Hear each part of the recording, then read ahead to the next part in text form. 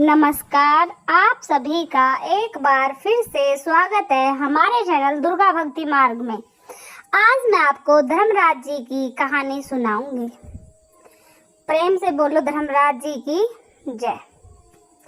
एक समय की बात है, एक गांव में एक लड़की थी जिसकी माँ मर जाती है। उसकी सौतेली माँ आती है और फिर एक सौतेली बहन भी आ जाती है।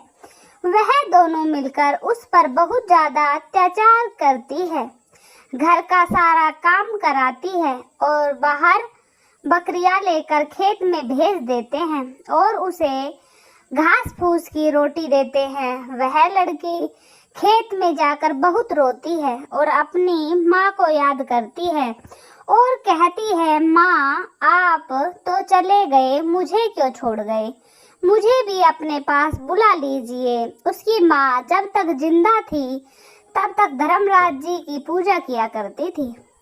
तो धर्मराज जी सोचते हैं कि इसकी माँ मेरी पूजा पाठ करती थी और उसकी लड़की पर इतने अत्याचार हो रहे हैं। धर्मराज जी बुढ़िया का भेष बनाकर उस लड़के के पास आते हैं और कहते हैं, बेटा तुम क्यों रो रही हो। तब वह लड़की कहती है, बुढ़िया माई मेरी माँ मर गई है और मेरी सौतेली माँ और मेरी सौतेली बहन मुझ पर बहुत अत्याचार करती है, घर का सारा काम करवाती है और खाने को भी कुछ नहीं देती है। तब बुढ़िया माई ने बोला, बेटा कोई बात नहीं, तुम खेत में आती हो तो देख खेत में कितनी झाड़ियां हैं, इनके देख कितने मीठे मीठे फल लगे हैं, तू इनके फल खाकर अपना पेट भर लिया कर। तब वह लड़की झाड़ियों के फल खाकर अपना पेट भरने लगी और खुश रहने लगी। तब उसकी सौतेली बहन सोचती है, यह खुश कैसे है, इसका क्या कारण है। एक बार वह लड़की खेत में गाय और बकरियों को लेकर जाने लगती है। तब उसकी सौतेली बहन उसके पीछे पीछे जाती है। वह देखती है वह झाड़ियों की बेर खाकर अपना पेट भर रही है। वह गुस्से में घर आकर अपनी माँ से कहती है कि माँ अपने खेत की जो झाड़ियाँ हैं उसके सभी बेर खा लेती है ये। तब उसकी माँ को गुस्सा आ जाता है और वह नाराज होकर बैठ जाती है। जब शाम को उसका पति आता है तब वह कहता है कि जब तक खेत की सारी झाड़ियां नहीं कटवा दोगे तब तक मैं अन्न और जल ग्रहण नहीं करूंगी। तब उसका पति उसको समझाता है लेकिन वह नहीं मानती है। उसका पति परेशान होकर खेत की सारी झाड़ियां कटवा देता है। अब वह लड़की फिर से भूखी रहने लग जाती है। फिर वह खेत में जाती है, वहां अपनी माँ को याद करके रोने लगती है। तब धर्मराज जी महाराज फिर बुढ़िया का भेष बनाकर आते हैं और उस लड़की से पूछते हैं कि क्या हुआ बेटा। तब वह फिर कहती है कि आपने कहा था कि बेर खाकर पेट भर लिया करो, लेकिन मेरी माँ सौतेली माँ ने तो सारी झाड़ियाँ कटवा दी, अब मैं क्या खाऊं। तब बुढ़िया माँ कहती है कि बेटा कोई बात नहीं, तेरे पास बकरियां हैं, गाय है, इनका दूध पीकर अपना पेट भर लिया कर। तब वह लड़की हर रोज गाय और बकरियों का दूध निकाल कर पीने लगी। फिर वह खुश रहने लगी। फिर सौतेली बहन उसके पीछे पीछे आती। वह देखती वह लड़की गाय और बकरी का दूध निकाल कर पी ले रही है। फिर वह घर जाकर अपनी माँ से सारी बात बता देती कि माँ वह सारा दूध निकाल कर पी जाती है।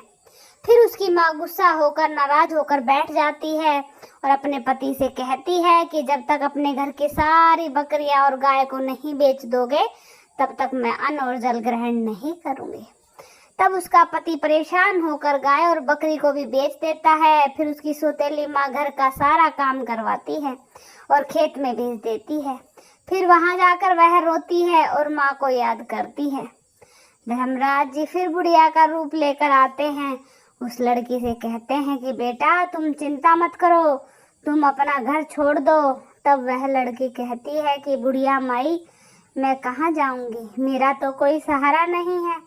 तब वह बुढ़िया कहती है कि गांव के सीमा पर एक धर्मराज जी का मंदिर है, तुम वहां जाना और अपने मन की बात धर्मराज जी को सुनाना, वह अवश्य ही तुम्हें रास्ता दिखाएंगे। तो लड़की रोते रोते धर्मराज जी के मंदिर जाती है और अपनी सारी बात धर्मराज जी को सुनाकर रोती है। और घर आते आते रात हो जाती है। एक सेठ के दरवाजे पर ही सो जाती है। वह सेठ और सेठानी बहुत पैसे वाले थे और उनको कोई भी संतान ना थी।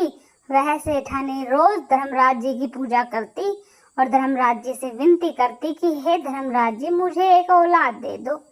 जब वह सेठ सेठानी सुबह उठकर अपने घर का दरवाजा खोलती है तो उस लड़की को सोई हुई देखती है। तो वह सेठानी दौड़ी दौड़ी सेठ को बुला कर लाती है। सेठ जी आते हैं और उसको उठाते हैं और कहते हैं, बेटा कहाँ से आई हो, तेरा नाम क्या है, तुम यहाँ कैसे आ गई। तब वह लड़की सारी कहानी सेठ सेठानी को सुनाती है। तब सेठानी की ममता जाग जाती है। वह सोचने लगती है कि यह वही मेरी बेटी है जिसकी मुझे आज तक तलाश थी। सेठ सेठानी उस लड़की को गोद ले लेते हैं। इस प्रकार सेठ सेठानी को औलाद की प्राप्ति हो जाती है और उस लड़की को माँ बाप मिल जाते हैं। हे धर्मराज जी, जैसे आपने उस लड़की की झोली खुशियों से भर दी, वैसे ही अपने सभी भक्तों पर अपनी कृपा बनाए रखना। प्रेम से बोलो धर्मराज जी की जय। तो कैसी लगी आपको ये धर्मराज जी की प्यारी सी कहानी? कमेंट में जरूर बताएं। धन्यवाद।